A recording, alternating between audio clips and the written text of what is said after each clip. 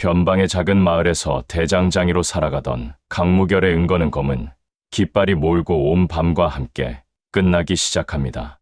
묻어두었던 흑철검이 다시 울리고 평범한 삶 뒤에 숨겨졌던 과거가 세상 위로 드러납니다. 오늘의 이야기를 시작하겠습니다.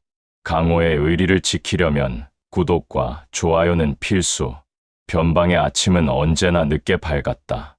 동쪽 산허리에 엷은 빛이 걸려도 마을 아래쪽에는 한동안 어둠이 남아 있었다. 낮은 지붕들은 밤이 녹고 간서리를 뒤집어 쓴 채 웅크리고 있었고 좁은 흙길은 새벽 이슬을 머금어 검게 젖어 있었다.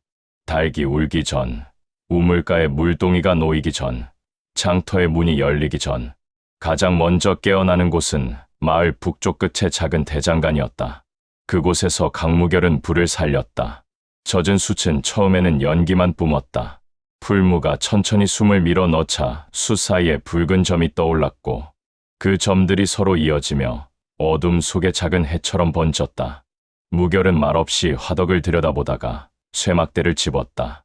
불빛이 그의 얼굴을 아래에서 비추었다. 깊게 가라앉은 눈, 볕에 그을린 피부, 오랫동안 감정을 아껴 쓴 사람의 단단한 인매가 불빛 속에 드러났다. 마을 사람들은 그를 무결이라 불렀다. 처음 이곳에 왔을 때 그는 성도 밝히지 않았다. 다만 쇠를 다룰 줄 안다고 했고 비어있던 낡은 대장간을 고쳐 쓰기 시작했다. 누구도 그가 어디서 왔는지 알지 못했다. 떠돌이 장인이라 하기에는 몸가짐이 반듯했고 무인이라 하기에는 칼 한 자루 지니지 않았다. 과거를 묻는 몇몇 사람도 있었으나 그는 긴 대답 대신 망치를 들었다. 쇠를 두드리는 소리가 이어지자 사람들은 자연히 질문을 거두었다. 변방에서는 남의 과거를 캐묻는 일이 예의가 아니었다. 누구나 지워야 할 이름 하나쯤은 품고 흘러오는 곳이었고 누구나 다시 시작하기 위해 거짓처럼 조용한 얼굴을 하고 살아갔다. 무결의 하루는 일정했다. 새벽에는 불을 살리고 해가 오르면 농기구를 고치고 낮에는 말발굽이나 화살촉을 만들고 저녁에는 대장간 문을 닫은 뒤 비편 산길을 한 바퀴 돌았다. 술집에 오래 앉는 일도 없었고 장터의 소문에 귀를 기울이는 일도 없었다. 마을의 혼사나 잔치에 불려 가도 오래 머물지 않았다.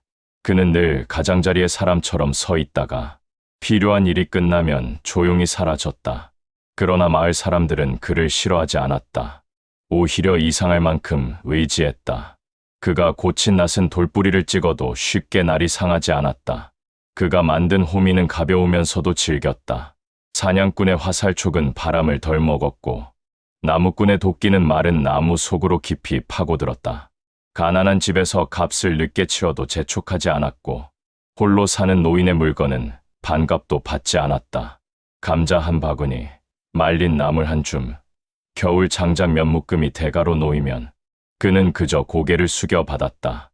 그 무뚝뚝함은 차가움이 아니었다. 마을 사람들은 시간이 지나며 그것을 알게 되었다. 그날도 무결은 낡은 보습을 불에 넣었다. 서쪽 밭을 가는 노인의 것이었다. 글과 돌을 오래 견딘 쇠는 어깨가 벌어지고 날이 닳아 있었다. 새로 만드는 편이 쉬웠지만 무결은 버리지 않았다. 오래 버틴 물건에는 오래 버틴 사람의 손이 배어 있고 그런 물건은 함부로 끊어내지 않는 것이 좋았다. 그는 달아오른 보습을 모루 위에 올렸다. 망치가 내려앉았다. 쾅! 첫 소리는 둔했다. 쇠 안에 남은 습기와 피로가 한꺼번에 흔들리는 소리였다. 무결은 그 소리를 듣고 망치의 각도를 바꾸었다. 쾅! 두 번째 소리는 조금 맑아졌다. 결이 다시 잡히기 시작했다. 쾅! 세 번째 소리에는 낮은 울림이 섞였다. 대장간 벽에 걸린 낫과 칼, 목구러미와 말굽이 미세하게 떨렸다. 보통 사람이라면 알아차리지 못할 움직임이었다. 그러나 무결은 그 떨림을 놓치지 않았다. 그는 쇠가 내는 소리만 듣는 사람이 아니었다. 소리가 닿는 자리, 소리가 되돌아오는 길, 서로 다른 쇠붙이들이 같은 숨으로 울리는 순간까지 들을 줄 아는 사람이었다. 그것은 장인의 감각으로만 설명할 수 없는 일이었다.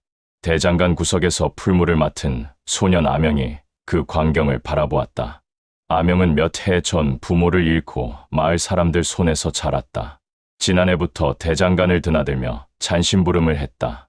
처음에는 불을 무서워했고 뜨거운 쇠를 가까이 하지 못했다. 그러나 지금은 수채 색만 보고도 열이 부족한지 지나친지 조금은 알 수 있었다. 무결은 아명에게 많은 말을 하지 않았다. 다만 잘못된 망치질이 남긴 흔적을 보여주고 너무 센 불이 쇠 속을 어떻게 망가뜨리는지 보게 했다. 아이가 실수해도 꾸짖기보다 그 결과를 오래 보게 했다.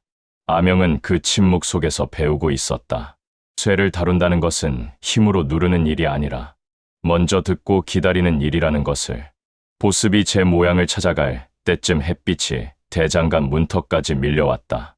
장터에서는 가축 울음과 사람들의 걸음 소리가 섞이기 시작했다. 마을은 작고 가난했으나 아침마다 자기 몫의 소리로 깨어났다. 우물가의 두레박 소리, 지붕 위의 새 소리, 아이들이 흙길을 달리는 소리, 장터 좌판을 여는 나무판 소리까지 모두 조금씩 달랐다. 무결은 그 소리들을 좋아했다. 좋아한다는 말을 입 밖으로 낸 적은 없었으나 이 마을에 남은 이유는 그 소리들 때문이었다. 강호의 소리는 너무 날카로웠다. 칼이 칼을 부르고 이름이 피를 부르고 명분이 시체를 덮는 소리뿐이었다. 그러나 이곳의 소리는 살아가는 소리였다. 모자라고 거칠어도 내일을 향해 이어지는 소리였다. 그가 버리고 싶었던 것은 검이 아니었다. 검이 불러들이는 세상이었다. 대장간 뒤편에는 오래된 느티나무가 있었다. 그 아래의 흙은 다른 곳보다 조금 단단했다. 무결은 몇 해 전 이곳에 처음 들어온 밤, 그 땅을 파고 검을 묻었다. 극철검이었다. 장식 하나 없이 검고 투박한 칼집에 든 검. 한때 수많은 무인들이 그 이름을 두려워했고 어떤 이들은 욕망했으며 또 어떤 이들은 저주했던 병기였다. 그 검은 세상에서 가장 아름다운 검은 아니었다. 오히려 지나치게 무거워 보였고 귀한 보석 하나 박혀 있지 않았다. 그러나 그 안에는 쇠의 결을 넘어선 울림이 깃들어 있었다. 무결이 젊은 날 자신의 피와 불면, 죄책감과 집착을 모두 갈아 넣어 만든 검이었다. 검을 뽑으면 주변의 쇠가 먼저 떨었고 칼날이 울면 상대의 병기와 뼈마디가 함께 흔들렸다. 그 힘은 많은 것을 막았고 또한 많은 것을 부쉈다. 무결은 어느 날 깨달았다. 강한 검을 만들수록 사람들은 더 강한 싸움을 원했다. 정의를 위해 든 검은 권력의 손에 넘어가면 명분이 되었고 원한을 끊기 위해 휘두른 칼은 새로운 원한의 씨앗이 되었다. 그가 아무리 조심해도 검 끝에는 늘 누군가의 울음이 남았다. 그래서 검을 묻었다. 무공을 잃은 것은 아니었다. 무공은 몸에 새겨진 호흡과 같아서 버릴 수 없었다. 다만 그는 그 호흡을 사람을 꺾는 데 쓰지 않기로 했다. 쇠를 두드리고 농기구를 고치고 아이들이 자라는 것을 보며 늙어가는 일. 그것이면 충분하다고 스스로를 설득했다. 그리고 몇 해 동안 그 설득은 거의 성공한 듯 보였다. 정오가 가까워졌을 때 보습의 수리가 끝났다. 무결은 물통에 달군 쇠를 담갔다. 흰 김이 솟아올랐고 짧은 비명 같은 소리가 대장간을 채웠다. 그 소리가 잦아들자 보습은 다시 단단한 농기구가 되어 있었다. 무결은 천으로 물기를 닦고 문가에 세워두었다. 그때 먼 길에서 말발굽 소리가 들렸다. 처음에는 하나처럼 희미했다. 곧 둘, 셋, 여럿으로 갈라졌다. 무결의 손이 멈추었다. 말발굽은 마을로 오는 상인의 것과 달랐다. 무거운 짐을 싣지 않았고 길을 헤매는 느긋함도 없었다. 일정한 간격, 낮은 속도, 필요 이상으로 억제된 기세가 있었다. 훈련된 자들의 말이었다. 그 뒤로 금속이 서로 스치는 소리가 따라왔다. 칼집과 허리띠, 갑옷 조각과 쇠장식이 말의 흔들림에 맞춰 작게 부딪혔다. 그 소리 속에 또 다른 울림이 섞여 있었다. 바람도 없는데 흔들리는 방울 소리. 너무 가늘어 보통 귀에는 닿지 않을 소리. 그러나 무결에게는 오래전 밤에서 건너온 신호처럼 선명했다. 그는 대장간 밖으로 나가지 않았다. 대신 문 너머 장터 쪽을 보았다. 아명도 무언가 이상함을 느끼고 풀무지를 멈췄다.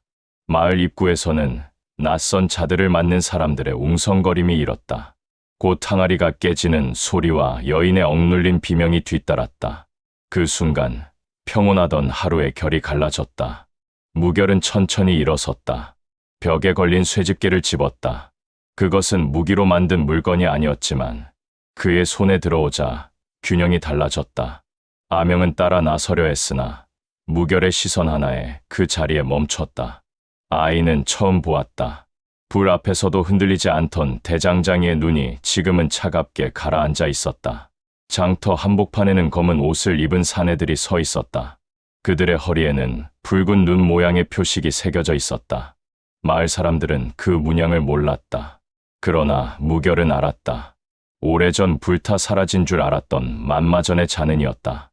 정파의 기록에서는 마인의 소굴이라 불렸고 마도의 입에서는 배신당한 자들의 성지라 불렸던 이름. 비와 원한으로만 남았어야 할 표식이 변방의 작은 마을에 다시 나타난 것이었다. 검은 옷의 우두머리는 촌장의 멱살을 쥐고 있었다. 그의 귀에는 작은 검은 방울이 달려 있었다. 방울은 바람 없이 떨렸고 그 떨림은 사람의 심장을 불편하게 긁는 소리를 냈다. 몇몇 마을 사람들은 그 소리를 듣고 얼굴이 창백해졌지만 이유는 알지 못했다. 우두머리는 오래된 흑철과 그것을 다룬 장인을 찾고 있었다. 그의 손에는 반쯤 부러진 검은 쇠조각이 들려 있었다. 녹이 슬었지만 속빛은 아직 죽지 않았다. 무결은 그 조각을 보는 순간 알았다. 만마전의 병기에서 떨어져 나온 흑철이었다. 그것이 이곳까지 흘러왔다는 것은 단순한 약탈이 아니었다. 누군가 사라진 비급이나 병기의 흔적을 모으고 있었다. 마을 사람들의 시선이 무심코 무결에게 향했다. 아주 짧은 순간이었다. 그러나 칼을 쥔 자들에게는 충분했다. 우두머리의 눈이 무결을 찾았다. 그는 촌장을 밀쳐내고 걸어왔다. 마을 사람들은 길을 비켰다. 두려움 때문에, 그리고 무결에게 무언가가 있다는 것을 이제야 희미하게 느꼈기 때문에 무결은 물러서지 않았다. 쇠집게를 든 채 장터 가장자리에 섰다. 우두머리는 무결을 떠보았다. 농기구만 고치는 대장장인지, 오래된 검을 알아보는 자인지, 흑철의 길을 아는 자인지, 무결은 대답을 아꼈다. 대답 하나가 마을의 운명을 더 깊은 곳으로 끌고 갈 수 있음을 알았다. 그러나 침묵도 오래 버티지 못했다. 우두머리는 마을 아이 하나를 붙잡았다. 작은 목에 칼끝이 닿았다. 아이는 울지도 못했다. 너무 큰 공포는 소리보다 먼저 숨을 빼앗았다. 장터는 얼어붙었고 마을 사람들의 얼굴은 흙빛이 되었다. 무결은 그때 자신이 몇 해 동안 붙들어 온 다짐이 얼마나 얇은 것이었는지 깨달았다. 검을 묻었다고 해서 세상이 칼을 거두는 것은 아니었다. 자신이 숨었다고 해서 무고한 이들이 안전해지는 것도 아니었다. 불의 앞에서 침묵하는 평온은 평온이 아니라 유예일 뿐이었다. 그는 한 걸음 나아갔다. 우두머리의 칼이 움직였다. 빠르고 잔혹한 손놀림이었다. 하지만 무결에게는 느렸다. 쇠집게가 짧게 올라가 칼날의 옆면을 건드렸다. 단 한 번의 맑은 울림이 퍼졌다. 칼은 부러지지 않았지만 주인의 손목이 크게 흔들렸다. 칼끝이 아이의 목에서 벗어났고 아이는 바닥에 주저앉았다. 장터 전체가 숨을 삼켰다. 검은 옷의 사내들이 일제히 병기를 뽑았다. 무결은 쇠집게를 낮게 들었다. 그는 누구도 죽이고 싶지 않았다. 그러나 누구도 다치게 두고 싶지도 않았다. 그 모순이 그의 손끝을 무겁게 만들었다.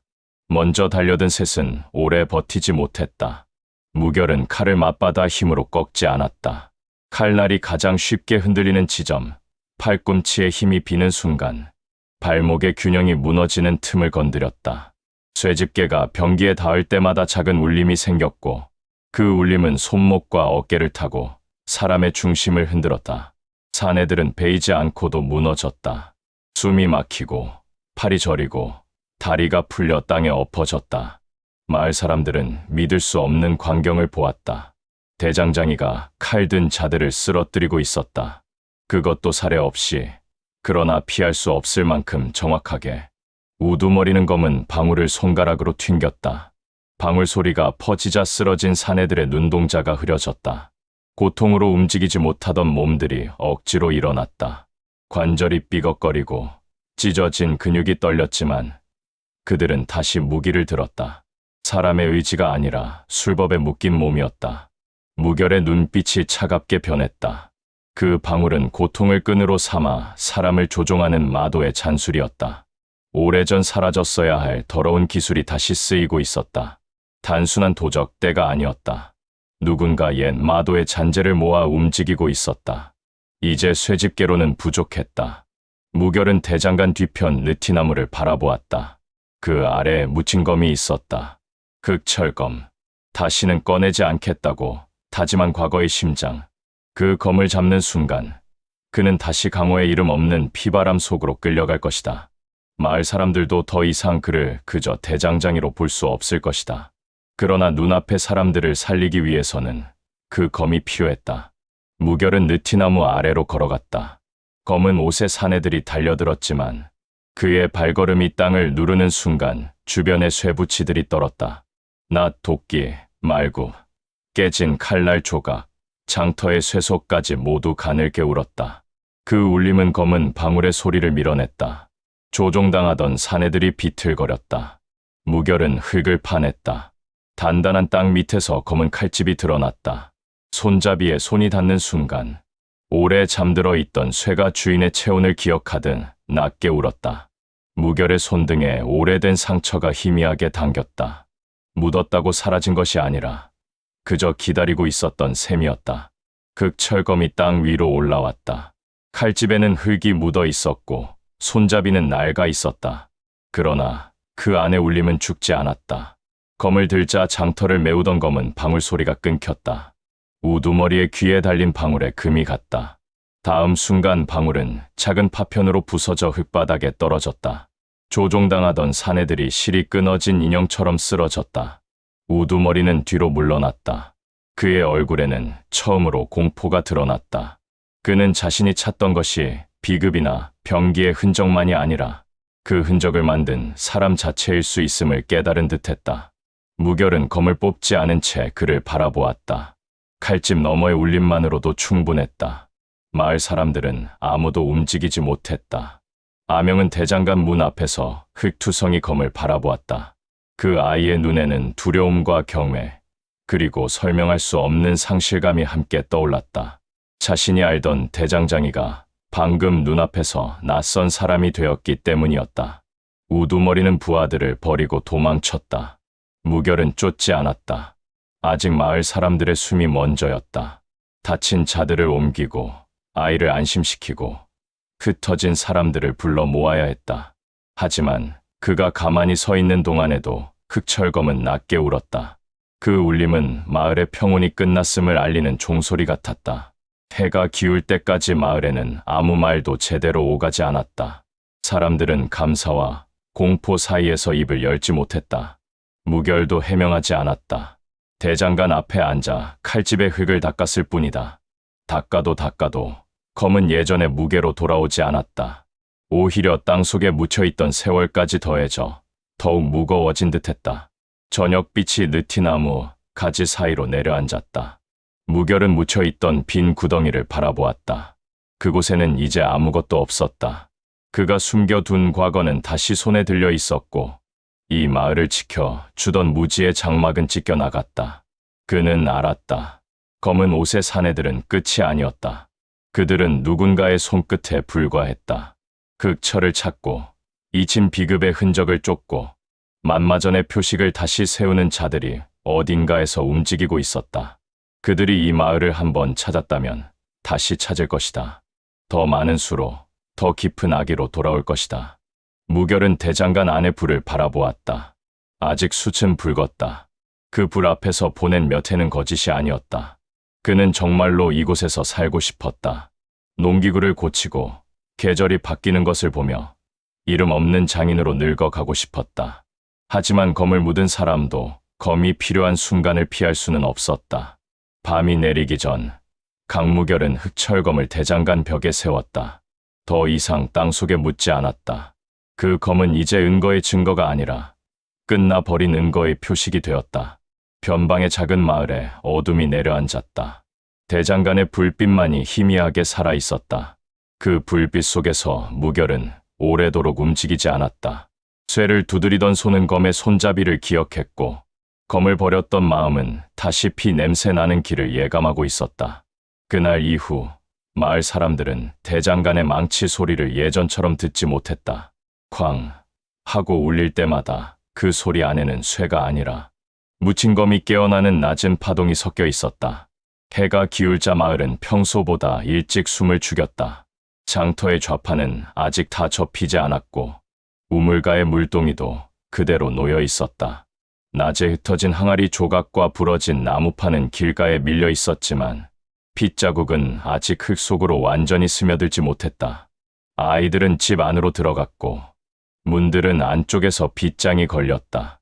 평소라면 저녁밥 짓는 연기가 지붕 위로 느긋하게 올랐겠지만 그날의 연기는 낮고 불안하게 퍼졌다. 강무결은 대장간 앞에서 흑철검의 칼집을 닦고 있었다. 검은 땅 속에서 나온 뒤에도 오래된 흙냄새를 품고 있었다. 겉으로는 투박한 검일 뿐이었다. 장식도 없고 귀한 금속의 광택도 없었다. 그러나 무결의 손바닥에는 칼집 너머로 낮은 떨림이 전해졌다. 오래 잠들어 있던 쇠가 다시 세상의 기척을 듣고 주인의 숨과 자신의 숨을 맞추는 듯했다. 그 울림은 반가움이 아니었다. 경고에 가까웠다. 무결은 검을 다시 묻을 수 없다는 것을 알았다. 한 번 깨어난 과거는 흙으로 덮는다고 사라지지 않았다. 낮에 나타난 검은 옷의 사내들은 단순한 도적이 아니었고 그들이 들고 온 흑철 파편은 우연히 흘러든 물건이 아니었다. 누군가 오래전 사라진 만마전의 흔적을 모으고 있었다. 그리고 그 흔적 끝에는 반드시 피가 있었다. 마을 사람들은 그를 멀찍이 바라보았다. 그 시선에는 감사와 두려움이 함께 있었다. 낮의 무결은 그들이 알던 대장장이가 아니었다. 칼을 들지 않고도 칼 든 자들을 무너뜨렸고 땅 속에서 검을 꺼내 마도의 방울을 깨뜨렸다. 몇 해 동안 같은 마을에서 살았던 사람에게 숨겨진 얼굴이 있었다는 사실은 마을 사람들의 마음을 뒤흔들었다. 하지만 그들은 무결을 원망하지 못했다. 그의 숨겨진 얼굴이 아니었다면 낮의 장터는 이미 피로 물들었을 것이기 때문이다. 촌장은 다친 뺨을 천으로 누른 채 마을 사람들을 모았다. 무결은 짧은 몸짓으로 필요한 준비를 일러주었다. 노인과 아이들은 산 쪽 움막으로 보내고 젊은 사내들은 불을 줄이고 문을 가리게 했다.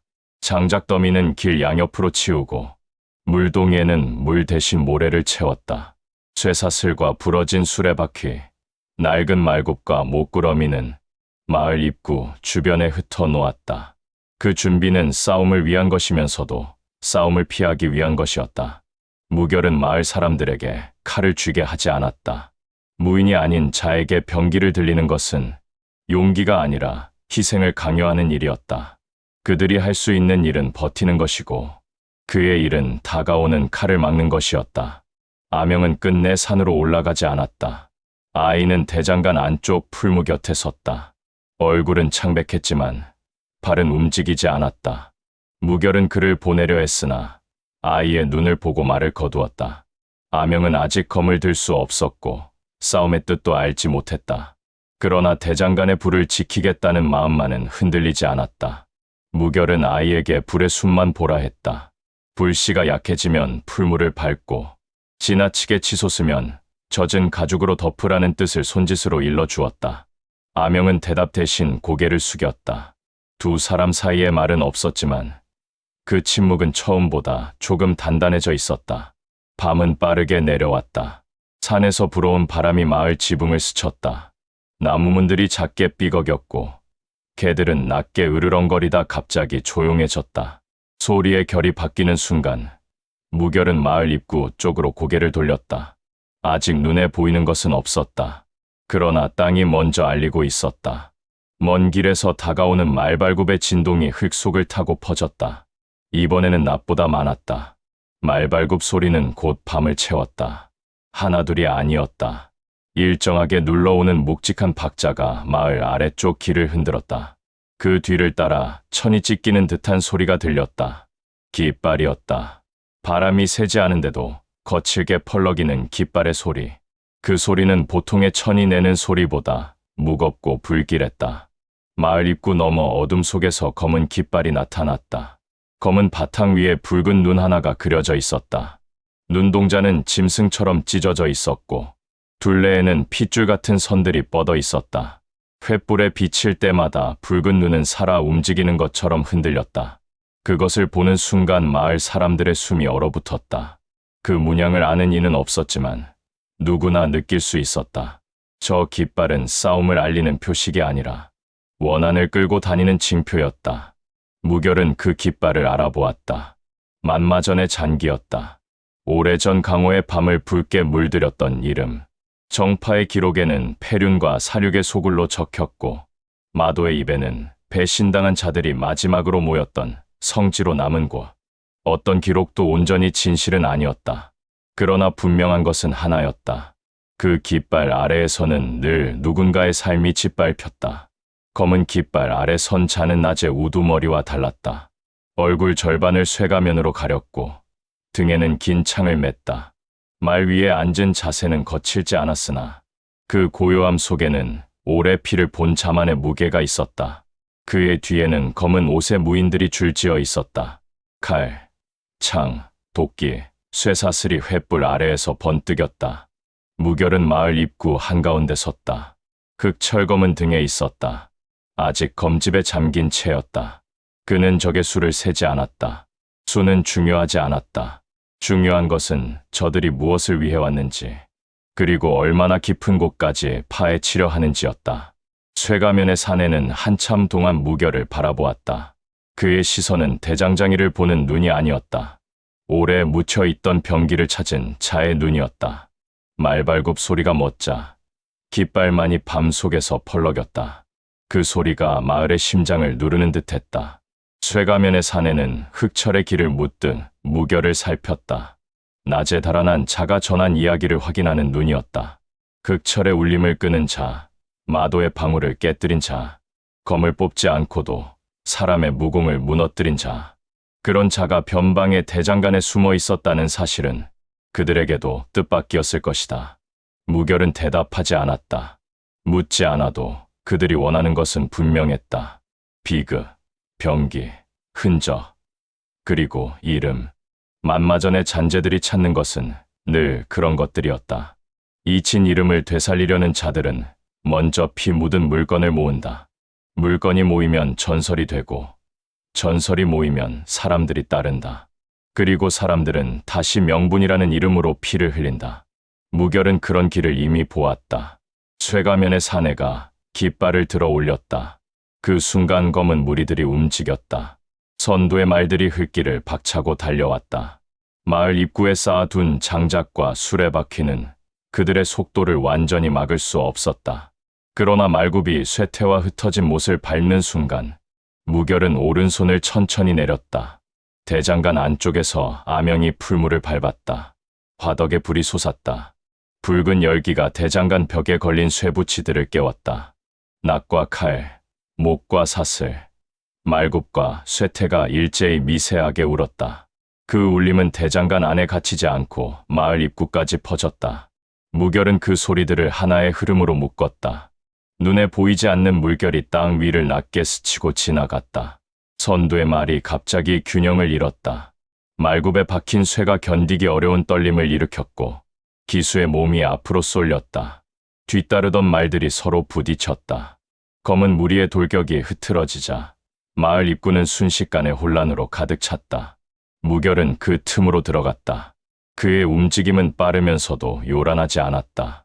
그는 칼을 피하며 칼끝을 흔들었고 창대를 밀며 주인의 어깨를 비틀었다. 그의 손끝이 병기에 닿을 때마다 작은 소리가 났다. 그 소리는 곧 적의 손목과 무릎으로 돌아갔다. 힘으로 맞부딪힌 것이 아니라 병기가 가진 결을 흔들어 주인의 몸을 배반하게 만든 것이다. 칼을 쥔 자는 칼을 놓쳤고 도끼를 든 자는 팔이 풀렸다. 창을 찌른 자는 창대의 떨림을 견디지 못하고 무릎을 꿇었다. 무결은 되도록 피를 흘리지 않았다.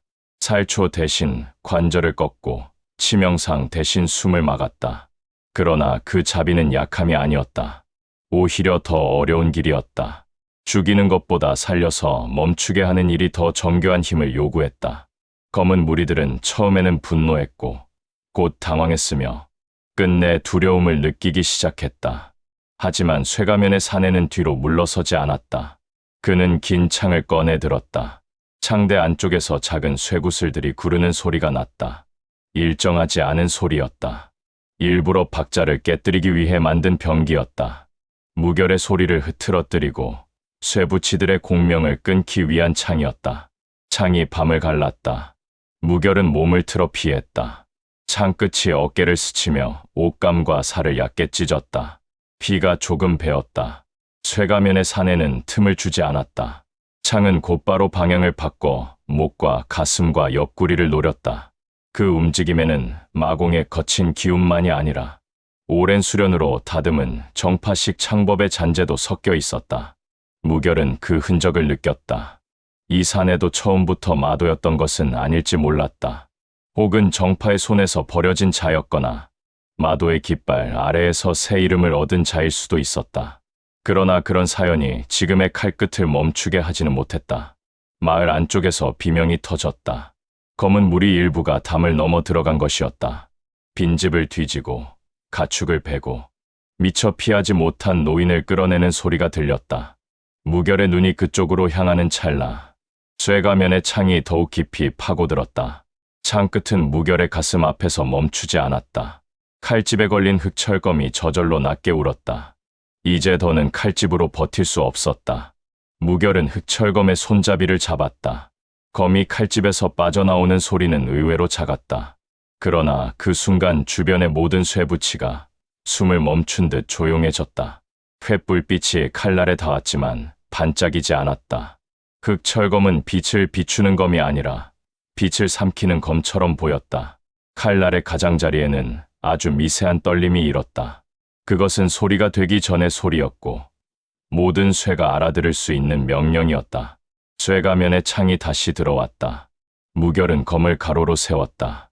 창과 검이 맞닿은 순간 날카로운 금속음 대신 깊은 종소리 같은 울림이 밤을 갈랐다. 창대 안쪽의 쇠구슬들이 한꺼번에 부서졌다. 창 끝에는 가는 금이 퍼졌고 쇠가면의 팔은 어깨까지 저릿하게 굳었다. 두 번째 울림이 이어졌다. 무결의 검은 화려하게 휘둘리지 않았다.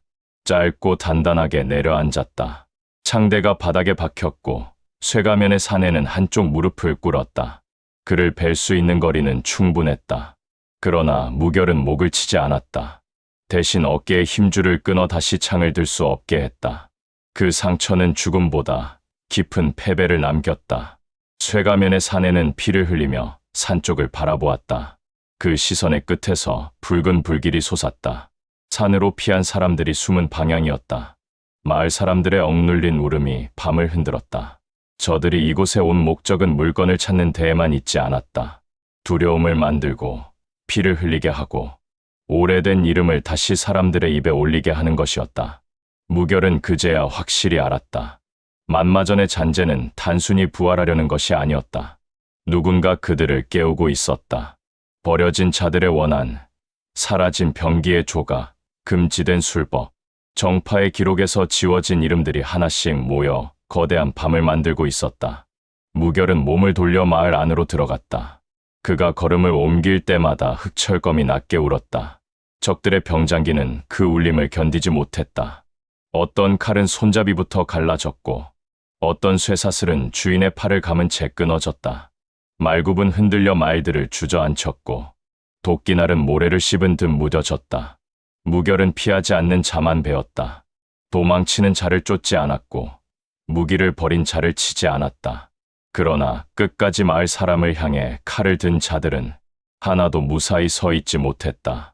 장터 한복판에서 검은 깃발을 든 자가 마지막으로 달려들었다. 깃대는 평범한 나무가 아니었다. 안쪽에 얇은 쇠심이 박혀 있었고 그 쇠심에는 죽은 자의 원망을 묶어둔 마도의 기운이 흐르고 있었다. 깃발의 붉은 눈은 횃불 아래에서 일그러지며 무결을 노려보는 듯했다. 무결은 흑철검을 세워 깃대를 받았다. 깃대 안에서 사람의 울음 같은 소리가 새어나왔다. 전장에서 버려진 자들의 신음, 배신당한 자들의 원망, 이름 없이 죽은 이들의 저주가 뒤섞여 있었다. 그 소리는 무결의 귀에 깊이 파고들었다. 그는 오래전 자신이 떠나온 밤을 떠올렸다. 불타는 전각, 쓰러진 동료들, 피 냄새가 밴 흑철, 그리고 승리라는 이름으로 묻어버린 수많은 죽음. 하지만 그는 그 기억에 삼켜지지 않았다. 흑철검이 다시 울었다. 이번 울림은 크지 않았다. 깊고 낮았다. 물밑의 바위가 움직이는 소리처럼, 땅속의 뿌리가 서로 부딪히는 소리처럼 밤 아래로 퍼졌다. 깃대 안에 원망이 흔들렸다. 붉은 눈 문양이 찢어지고 검은 천이 횃불의 불씨를 머금은 채 갈라졌다. 밤을 찢던 검은 깃발이 무너졌다. 그 순간 검은 무리의 기세도 함께 꺾였다. 살아남은 자들은 흩어졌고 부상자들은 신음 속에 쓰러졌다.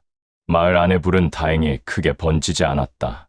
미리 채워둔 모래와 물동이가 불길을 눌렀고 산쪽 움막에 숨은 사람들도 대부분 무사했다. 그러나 집 몇 채가 탔고 가축들이 죽었으며 몇몇 사람은 평생 잊지 못할 공포를 눈에 새겼다. 싸움이 끝난 뒤의 침묵은 싸움보다 무거웠다.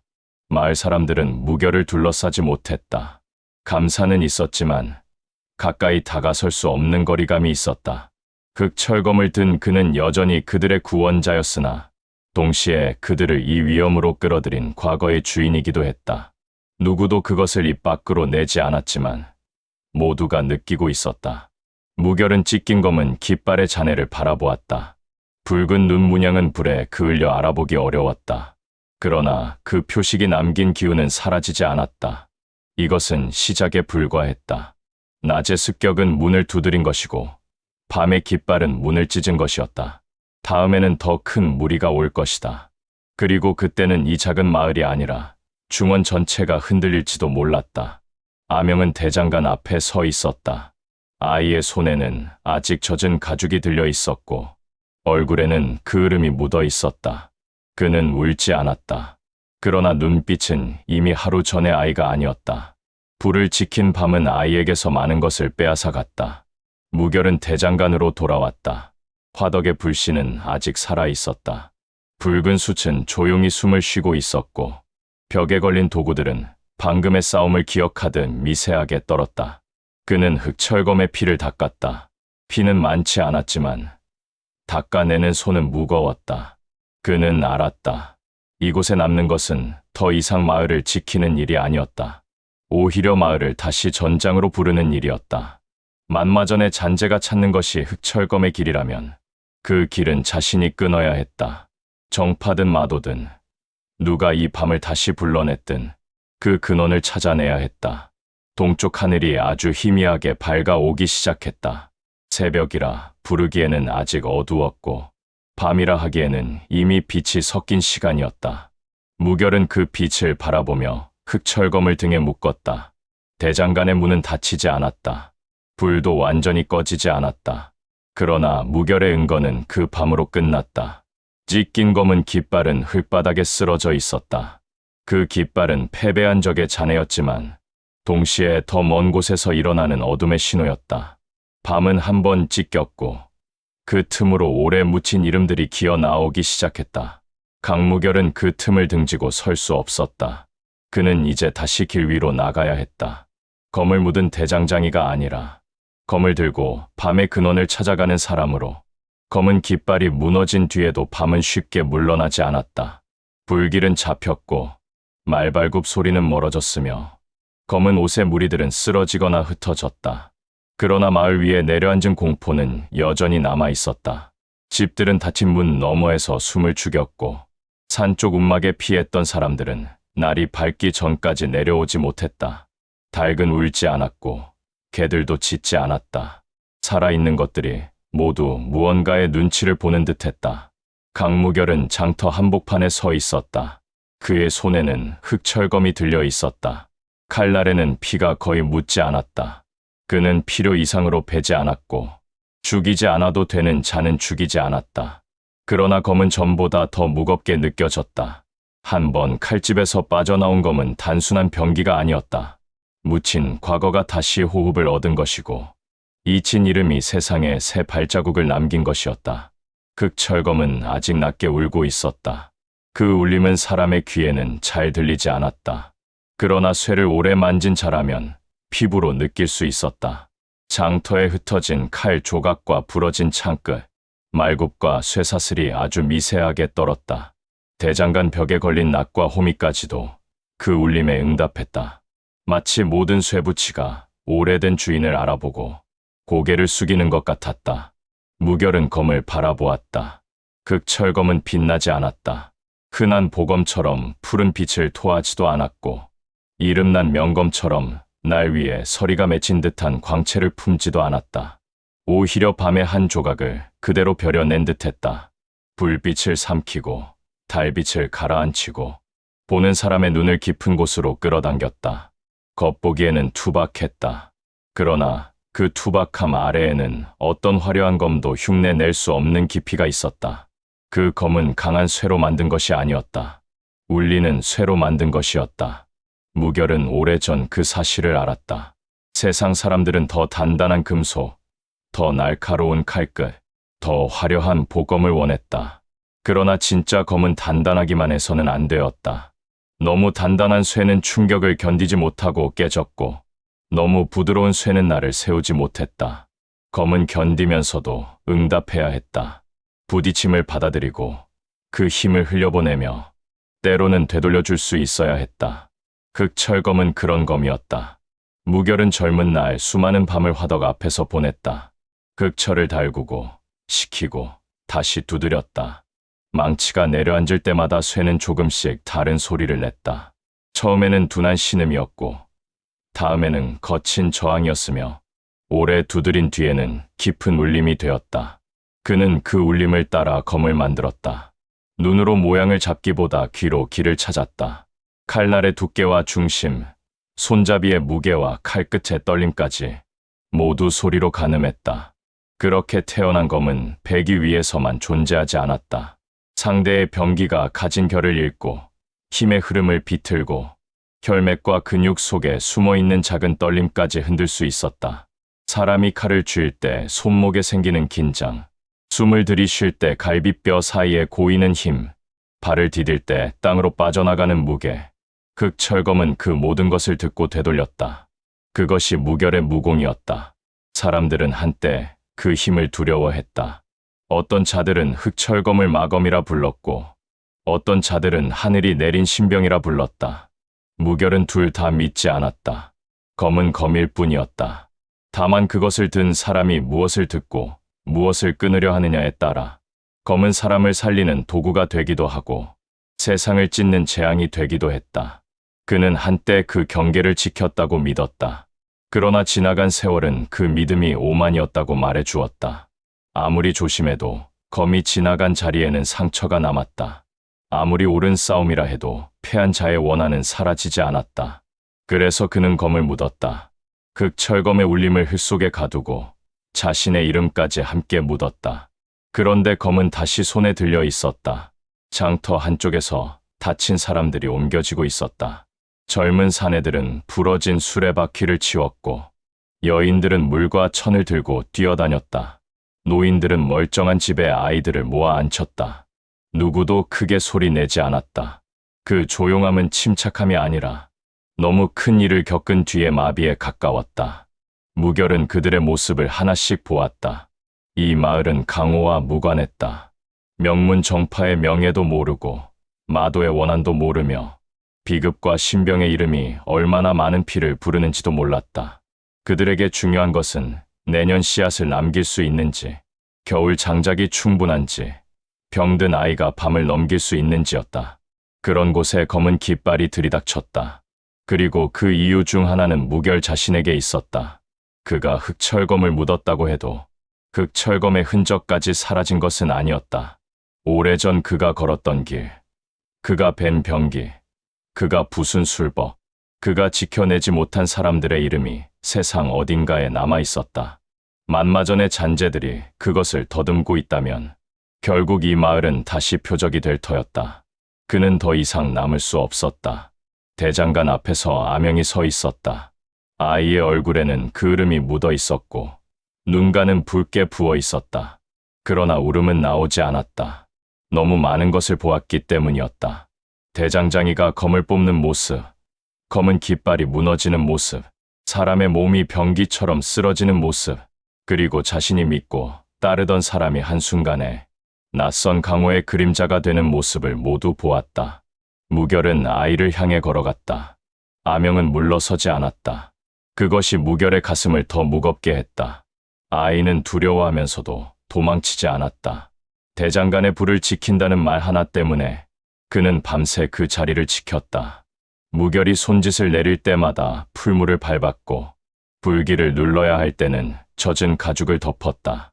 그 작은 행동들이 마을의 쇠붙이들을 깨우고 무결의 울림을 이어주었다. 아명은 전투에 나서지 않았지만 그 밤의 한복판에 있었다. 무결은 대장간 안으로 들어갔다. 불은 아직 살아 있었다. 붉은 숯 아래에 남은 열기가 벽을 은은하게 데우고 있었다. 모루 위에는 낮에 고치던 작은 칼이 놓여 있었고 그 옆에는 아직 다듬지 못한 목 꾸러미가 흩어져 있었다. 불과 쇠와 땀 냄새가 가득한 이 공간은 몇 해 동안 그의 집이었다. 이제는 떠나야 할 집이었다. 그는 흑철검을 모루 위에 올렸다. 검이 모루에 닿는 순간 대장간 전체가 낮게 울었다. 벽에 쇠붙이들이 떨고 화덕 안의 숯불이 순간적으로 밝아졌다. 아명은 그 소리에 어깨를 떨었다. 그러나 무결은 놀라지 않았다. 검은 다시 깨어난 자신을 알리고 있었다. 무결은 검을 닦기 시작했다. 피가 묻은 곳은 많지 않았지만 글과 그 으름이 칼날의 결 사이에 남아 있었다. 그는 마른 천으로 칼날을 닦고 손가락 끝으로 미세한 흠을 짚었다. 흑철검은 여전히 온전했다. 오래 땅속에 묻혀 있었어도 녹이 깊이 들지 않았다. 흑철은 쉽게 죽지 않는 쇠였다. 죽은 듯 숨어 있다가도 다시 불과 손을 만나면 재울림을 되찾는 쇠였다. 그 모습은 무결 자신과 닮아 있었다. 그는 검을 다시 벼릴 생각은 없었다. 흑철검은 이미 완성된 검이었다. 필요한 것은 검이 아니라 자신의 마음이었다. 다시 검을 들었으나 과거의 자신으로 돌아가서는 안 되었다. 젊은 날의 무결은 옳고 그름을 너무 빨리 판단했고 배워야 할 것과 살려야 할 것을 검 끝에서 정하려 했다. 그 결과는 많은 후회로 남았다. 이번에는 달라야 했다. 흑철검의 울림은 파괴의 소리만이 아니었다. 제대로 들으면 부서지기 전의 균열도 알 수 있었다. 사람의 몸도 문파의 권력도 세상의 명분도 마찬가지였다. 겉으로는 단단해 보여도 안쪽 어딘가에서 이미 갈라지는 소리가 난다. 무결은 그 소리를 들어야 했다. 배기 전에 왜 갈라졌는지 알아야 했다. 밖이 조금씩 밝아졌다. 산 쪽 움막에 피했던 사람들이 마을로 내려오기 시작했다.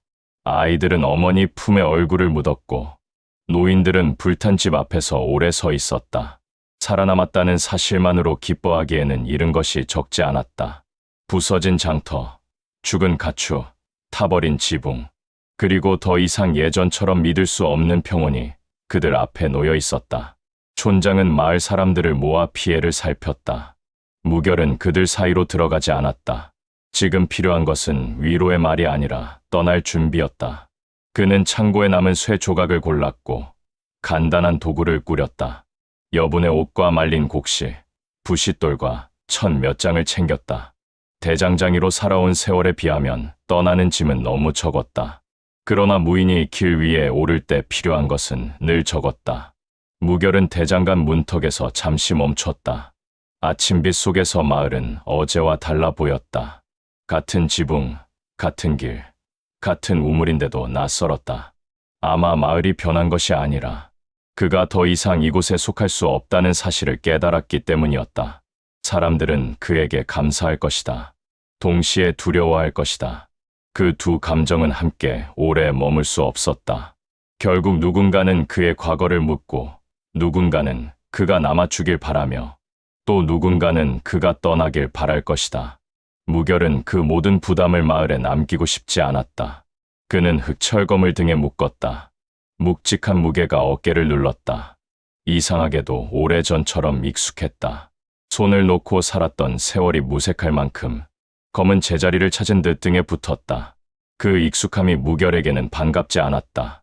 검을 드는 일이 아직도 자연스럽다는 것은 그만큼 자신이 검에서 멀어지지 못했다는 뜻이었다.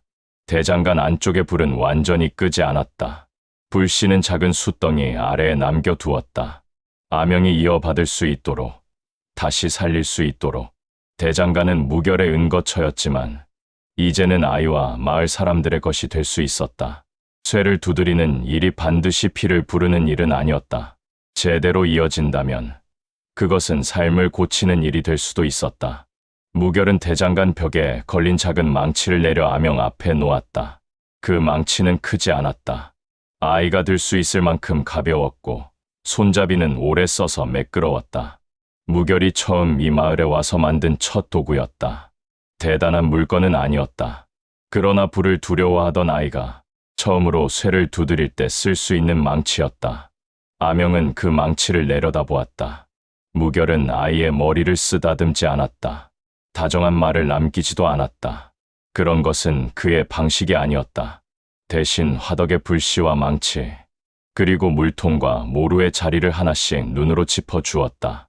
아명은 그 시선을 따라갔다. 그것만으로도 무엇을 맡기고 가는지 알 수 있었다. 마을 입구에는 아직 찢긴 검은 깃발의 잔해가 남아 있었다. 무결은 그것을 집어들었다. 붉은 눈 문양은 타고 찢겨 원형을 잃었지만 천 안쪽에 남은 마기의 결은 희미하게 살아 있었다. 그 결은 북쪽이 아니라 중원을 향하고 있었다. 단순한 감이 아니었다. 마기의 흐름은 비슷한 근원을 향해 당겨지는 법이었다. 이 깃발이 흩어진 조각이라면 본래의 깃대는 더 깊은 곳에 있을 것이다. 그는 그 흐름을 따라갈 생각이었다. 길은 마을 남쪽으로 이어졌다. 그 길을 지나면 작은 나루가 나오고 나루를 건너면 중원으로 들어가는 오래된 관도가 있었다. 무결은 한때 그 길을 버리고 이곳으로 왔다.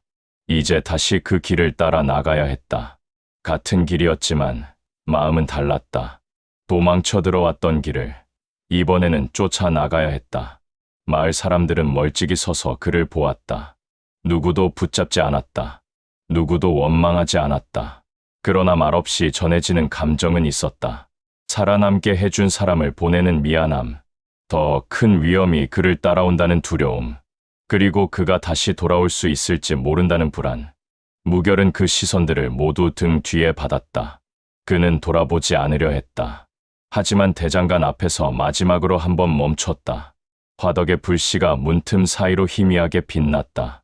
그 불빛은 몇 해 동안 그의 새벽이었고 이제는 그가 지켜야 할 이유가 되었다. 무결은 그 빛을 오래 바라본 뒤 길을 향해 몸을 돌렸다. 흑철거미 등에 묶인 채 낮게 울었다. 그 울림은 전날 밤의 전투처럼 거칠지 않았다. 먼 길을 예고하는 소리였다. 바람 속에서, 흘길 아래에서, 아직 보이지 않는 강호의 깊은 곳에서 같은 울림이 희미하게 되돌아왔다. 누군가 흑철의 조각을 모으고 있었다. 누군가 만마전의 이름을 다시 부르고 있었다. 누군가 오래전 묻힌 죄를 새 피로 덮으려 하고 있었다. 무결은 그 소리를 들었다. 그리고 알았다. 검은 깃발을 찢은 것으로는 끝나지 않았다. 오히려 그 순간부터 모든 것이 시작되었다. 흑철검이 울었고 그 울림은 변방의 작은 마을을 넘어 중원 어딘가로 퍼져나갔다. 검이 깨어났음을 아는 자들은 곧 움직일 것이다. 정파도, 마도도, 잊힌 이름을 쫓는 자들도 모두 그 울림을 들을 것이다. 강무결은 천천히 길을 걸었다. 등 뒤에는 대장간의 불이 남았고 앞에는 오래 피 냄새가 배어있는 강호가 기다리고 있었다. 그는 자신이 다시 무인이 되었다고 생각하지 않았다. 다만 더 이상 대장장이로만 숨어 있을 수 없게 되었을 뿐이었다. 검을 들었으나 검에 끌려가지 않기 위해 길을 나섰다. 흑철검은 낮게, 아주 낮게 계속 울었다. 그 울림은 지나간 밤의 잔향이자 다가올 새벽의 전조였다.